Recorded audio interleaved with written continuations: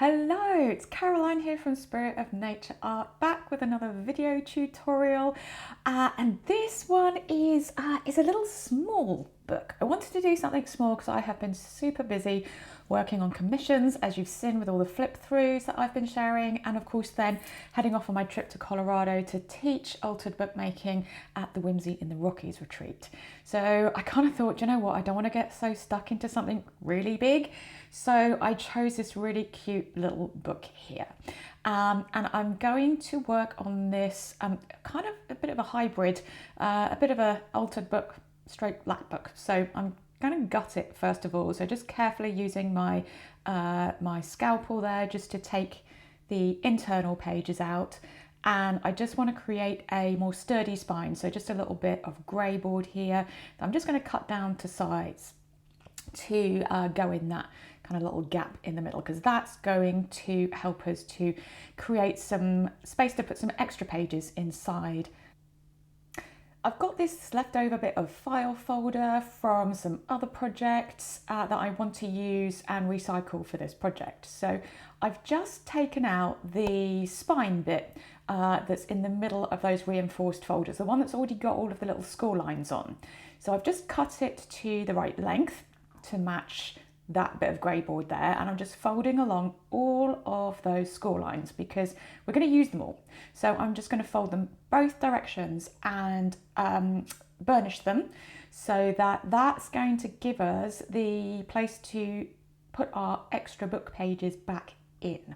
So that's going to function as our little spine. So that'll make some sense a little bit later on in the video series where we come back and start to be able to put everything together. So I'm just kind of taking off those kind of knobbly bits on the end there and just snipping off those little corners so that it's easier for us to slide the pages on. Will all become clear soon. So what we're going to do is we're going to create two little kind of pockets to slide over those little flaps on the spine there. So again, just using the rest of that offcut of that file folder and just starting to cut it down to size. So I want it to be just slightly bigger than that spine, because what I'm going to do is I'm going to come back in now and I'm going to score one mark along on the scoreboard and fold it down. And the same on the bottom, because we're going to create this little pocket that slides over that spine like that. So that's the first side of our little pocket page. This just feels a little bit too big, so it's too snug, so I just want to take a little bit extra off the top there so it's not as snug when we slide the pages on. So that will slide on like that. So we just need to create a piece to go on the other side as well. So this piece is the exact same size without the flappy bits, so that it sticks onto those flaps and creates the pocket that slides in, and now we have a double-sided page with a little pocket in the middle. So I have got two of these pages that we're going to put in, so I've cut the same again, and what I want to do before I stick it all together, I want to do my decoration. I want to decorate these pages first, because then if I make any mistakes and I'm not happy with anything, I can just cut a new piece and start all over again. And I haven't ruined the rest of it. So I am going to distress these bits of card. So I'm coming in with Distress Oxides, and I started with tea dye. And now I'm going in with Vintage Photo, and then I'm going to go in with Ground Espresso. And you'll see as I'm doing this that each one I use a smaller amount. So I've gone almost right into the center with the tea dye. I haven't gone as far with the Vintage Photo, and then I'm just using that Ground Espresso just on the edges there so that we kind of create that vignette. So we've got much paler in the middle. So I'm going to go back in with the tea dye now and just go around all of that and blend it all together. And now I'm going to do what distressed oxides are great at, which is allow them to oxidize. So a little bit of water in my hand and just flicking that onto the page, allowing it to sit just for a moment, and then dabbing it off with a paper towel. giving it a little dry, and you can see that oxidation happening, that reaction with the water on the inks. And I'm just going to keep repeating that until I'm happy with what I've got on the page in front of me. And so, you know, you might not even want to do this bit at all. You might just want that nice kind of blended look without the oxidization. But I quite like this in terms of adding some texture to the page as well. And now that's done, I am going to use that same ground espresso, and I've just dabbed it onto a little bit of plastic packaging, squirted a bit of water on, and now it's like a liquid. So I can pick it out with my brush and just splatter it on. And I want to bring in one more kind of pop of colour. So I love using salvaged patina with these kind of colours. So again, I'm sticking with the oxide because that's going to sit on the top and really pop out. If I use the distress ink, it would be a bit more translucent, so it wouldn't stand out as much. I'm using a really fine fan brush there because I just want those dots, those little splashes to be quite fine. But experiment with different sizes of brush and you'll get different size of splatter. So just kind of re-edging that ground espresso again, just to really kind of frame the page. And I have been doing a lot of fussy cutting over to the side there, you can see. So I'm just bringing in some of these birds that I've been fussy cutting and some of these extra little bits just to start to put them together. And I decided I wanted to do something quite, well, I've just come back from Whimsy in the Rockies. So I wanted to do something that was a bit whimsical, something that was a bit different. So I've been looking at these birds that are, you know, quite bright and colourful from different parts of the world. And this little chap here just seemed like he was strutting along and I couldn't resist putting him in there.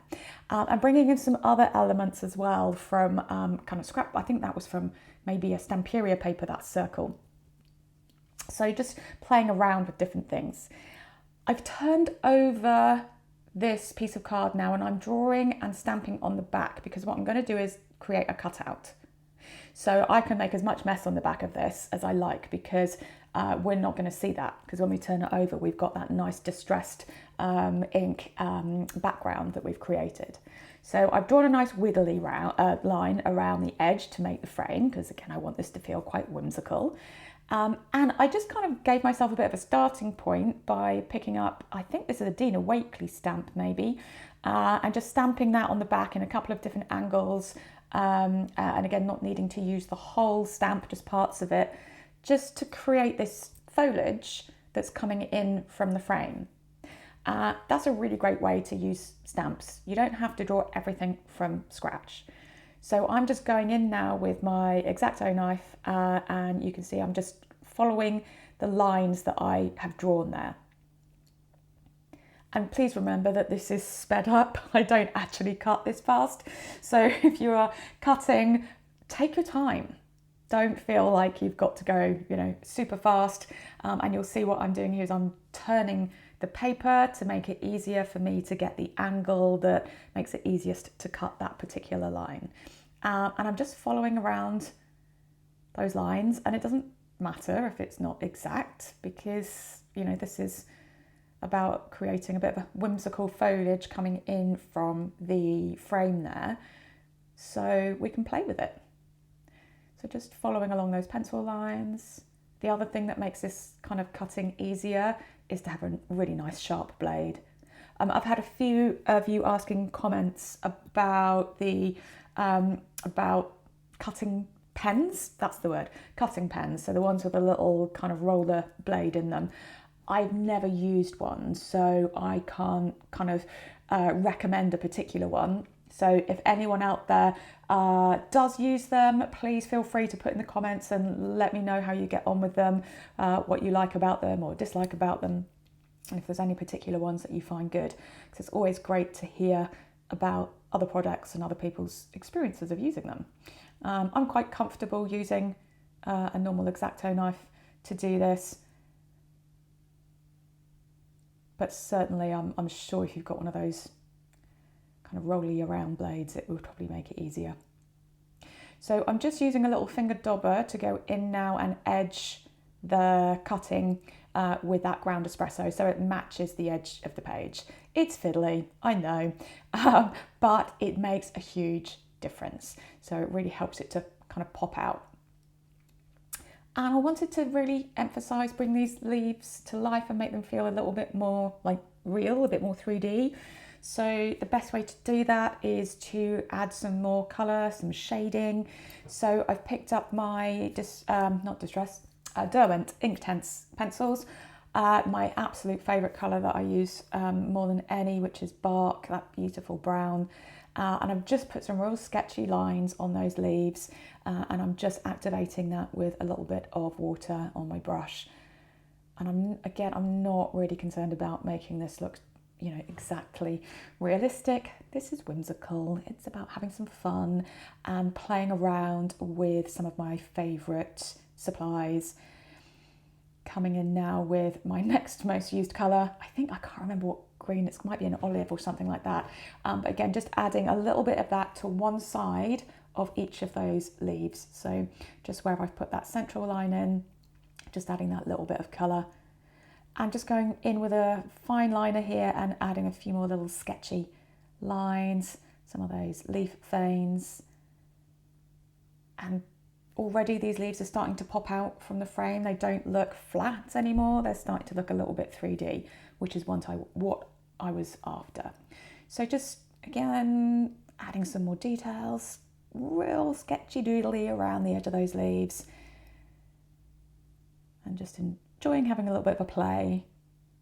And that sketchy line around the frame as well. So if you're going to use something in one place in a project, it's really good to use it multiple times, so it helps to bring everything together.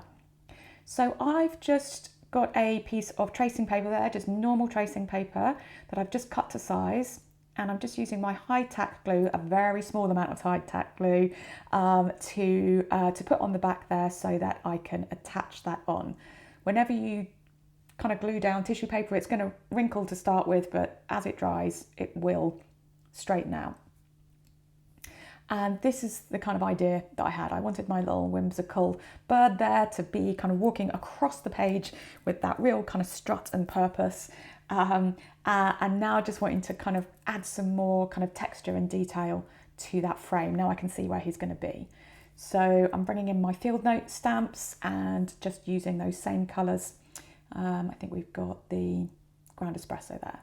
And just playing around with layering. So when I glued that piece of tracing paper down, I only glued the frame, not the leaves, so that I can play around with what comes in front of what. The more we can layer things, the more we get that sense of depth. So just coming in with another stamp there, just a texture stamp, just to kind of add another little bit of detail. And again, if I'm using it once, I tend to try and use things in 3 places, just to kind of balance it out and create that sense of harmony. And finally, I think that's my little paper artsy text stamp. I mean, you're not going to see any text exactly, but you're just going to get that texture from the stamping. So yeah, I've decided that I want to put that, I think that might be from Cosmos or Alchemy or one of those Stamperia packs. It's just one of those little leftover scraps that I had hanging around, and I thought it brought out the blue in that bird's chest really nicely. And I'm going to use circles all the way through this project, again, just to bring all the pages together. So now I can stick down the rest of the leaves so that they don't kind of break off. And all the time just checking where I want this little bird to go. I've stuck him down now, and just going back and finishing off those leaves so that everything starts to be connected and safe on that page. It's not going to flap around and get ripped off. Always using as small amount of glue as you can when you're doing these bits, otherwise it squelches out and you end up with some extra on the tracing paper. So what I want to do now is line the inside of the pocket. So this is the piece of card that's got the flaps on, which that cutout page is going to sit on top of. So we've got the tracing paper there now, so you're going to see through it, as you can see. So I want to cut something out to line the inside of that pocket so that when you pull your journal card out of it, you'll actually see something of interest behind. And I liked this little page from one of the bird books because it had all those little silhouettes and the writing on. It was very bright white though, so I wanted to just take the edge off that brightness. So I'm just going in with some of that tea dye Distress Oxide. You can see it looks like a bit of an older page now. So I just want to stick that in on the back of that page there.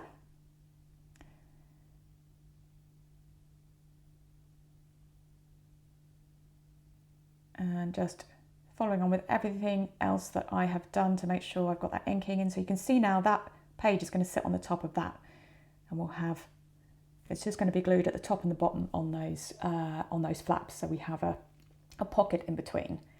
So now I want to do the other side of that, so that when we put it together we've got two sides of the page. So here's more of that fussy cutting that I've been doing of an evening, and just sort of bringing elements together. Now I've used that blue over there, I wanted to add some blue over here. So I had a bit of jelly print left over from one of my jelly printing sessions that just seemed to fit with that other bird, and just that kind of sense of the slightly kind of whimsical and odd kind of pattern. I think that was again one of the Stamperia stencils that goes with perhaps it was a Sacred Geometry stencil, that's right. So that was a jelly printing session using that. So again, bringing in those layers. So that was an original piece of book paper from that book that I've just used the Distress Oxides on. And remember I said about circles all the way through? So this, I think, is from Field Notes, that stamp, and I'm just bringing in that same colour with the Salvage Patina. So again, I'm reusing things all the way through. So I've used that text stamp again, I'm using the Salvage Patina splatters, and I've added in that circular stamp. And just playing around with how I want things to be. That space down the bottom just looked a bit empty, so I wanted to mirror the black on this bird. So I had this little bit of die cut left sitting on the side. So I thought I would make a little label with that. And just added a couple of little brads in just to add that interest. So I've lined everything up and decided that this is the position I want that first layer to be, that bit of old book page.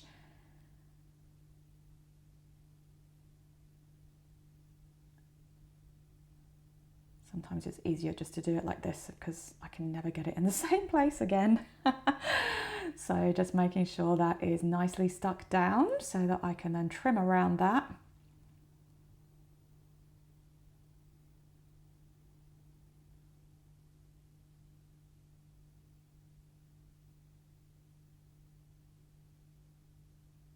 Just making sure I've got everything the right way up. It wouldn't be the first time that I had stuck something on the wrong way up, so I wanted to be sure. So here's that little bit of jelly print.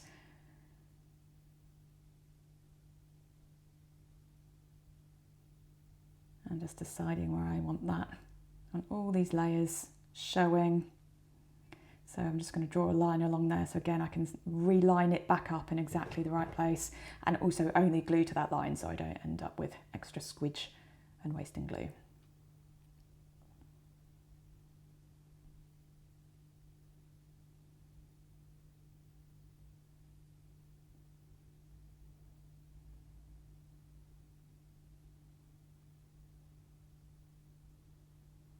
And where I've been trimming things down to size, I can now edge them with the Distress ink in the same way.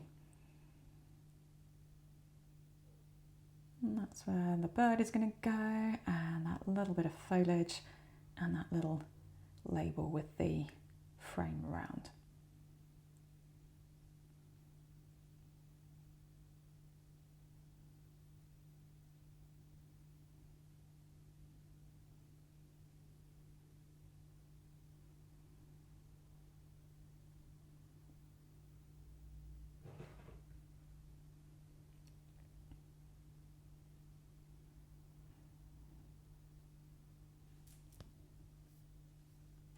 So now let's create this pocket so you can kind of properly see how this is going to work. So I'm just going to use some double-sided tape on the top and bottom flaps there. Just properly burnish that down. but I'm also going to add a little bit of that Hi-Tack glue onto there because it gives me an opportunity to wiggle it around a little bit. It means that you get a much stronger kind of fitting from the double-sided tape, but yeah, you've got a little bit more time to move it if you've got the Hi-Tack glue on. So just gluing that to the flap like that, and just making sure I haven't got any glue squidging out on the inside that will stick that page to the backing. So again, I'm just putting that double-sided tape on that bottom flap, burnishing it down, taking the backing off, adding that little bit of glue, and then sticking that down. So we have a little pocket. I'm just going to make sure that I'm not squidging glue out onto the back of that tracing paper. So we have our first pocket completed, 2 sides, done. It's nice working on a tiny canvas like that. And I've done the same with those other 2 pieces of card that we had left over. As you can see, I've done exactly the same as I did on that first one there, but I've placed these gorgeous red birds on there. And now I want to create this collage on this piece here. And these 2 birds were completely different sections of the book, but I loved the beaks, the shapes of the beaks and how that worked together. And you can see I've got that same circle that is on the first page. So it just kind of pulls the 2 pages together. I think this was another bit of leftover Stamperia paper. So just mirroring what we did on the other page in terms of having that layer of book page behind it. I wanted that background colour of the Stamperia paper to be a bit duller. So on the other one I used that bright blue, didn't I? But on this one, these birds are so bright that I wanted them to stand out. So again, I am bringing in some of the same elements I've already used. So the circular stamp from Field Notes with the Salvage Patina that will peek out from behind that bird's head. And that's the other thing with circles, you don't have to put the whole thing on. So again, I've just used that same stamp again with a bit of ground espresso on that bit of background paper. Again, just to use each of those elements more than once. That same text stamp with the ground espresso again. So although this page is completely different, it's got a lot of the same elements on being used in a different way. And that helps something that could feel quite disjointed feel like it's all there on purpose, which of course it is. So sticking everything down now. And of course this is, you know, the beauty of collage, something that was that bird, I think had a different bird next to him and I cut him out and put this one, you know, what it looks like that was always one image. But finding ones that balance each other means that magically looks like that was the way it always was. So here are the 2 finished pages. Just beautiful. I love those bright colours. I love just how those real character of those birds really starts to come through, and you get a little sneaky peek of the next pages that are coming next week.